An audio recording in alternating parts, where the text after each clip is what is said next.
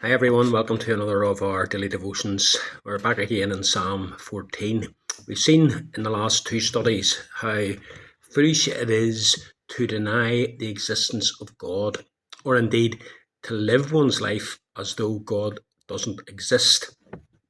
But the psalmist doesn't want his readers to think that whilst God deniers and people who live as though God doesn't exist lead sinful lives, uh, others, those who believe in God's existence, live sin-free lives. The psalmist knows only too well that the truth of the matter is everyone is a sinner. And so he goes on to say, there is none who does good. Even God-believing, God-fearing, God-worshipping religious people commit sin.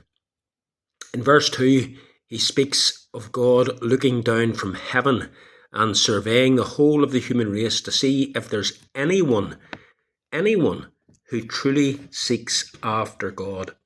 And what's God's assessment? Is there anyone? There's none. They have all turned aside. They have together become corrupt.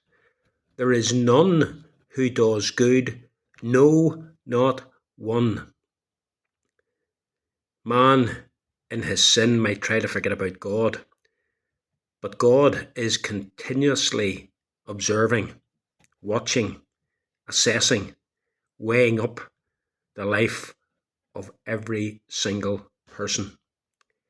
He is seeking those who are truly righteous. He is seeking those who truly love God with all their heart and soul and mind and strength. He is seeking those who truly obey God. And his discovery, his assessment is, there is not even one.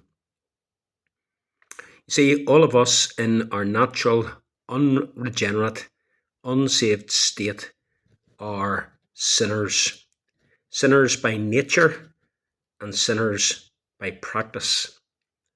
Man has turned aside from God. He's been like that from the moment sin entered the world. You and I have been like that from the moment we were born.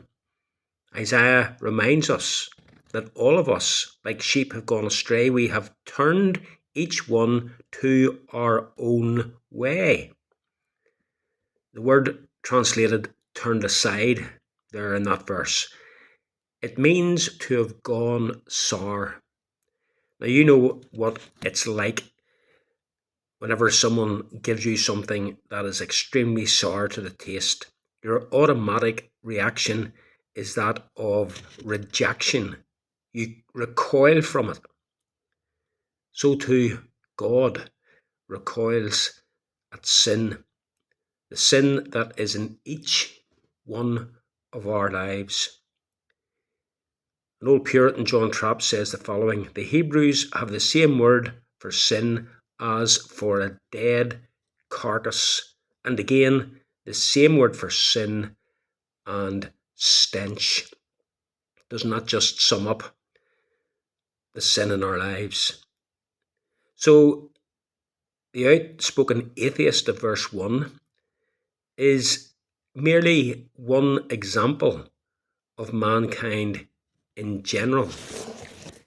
Charles Spurgeon has a quote that I want to read to you in relation to this particular verse. He says, "What a picture of our race is this! Save only where grace reigns, there is none that doeth good. Humanity, fallen and debased, is a desert without an oasis, a night without a star, a dunghill without a jewel, a hell without a bottom." So says Spurgeon as he comments on this verse. We have all turned aside. And friends, it should humble us when we read these opening verses. It's very easy to read the opening verse about the atheist and about their corruption and to read it with a sort of self-righteous spirit. God, I thank you that I'm not like that. Just exactly the same as the Pharisee who went up to the temple to pray. God says, oh, but you are like that. Paul takes up this verse and quotes it in the book of Romans when he's showing the universality of sin, the fact that every single human being is a sinner. All have sinned and fall short of the glory of God. And that, friends, is why we need and why we should be so thankful for the wonderful grace of God in salvation. Apart from it, we are corrupt. Apart from it, we've gone astray.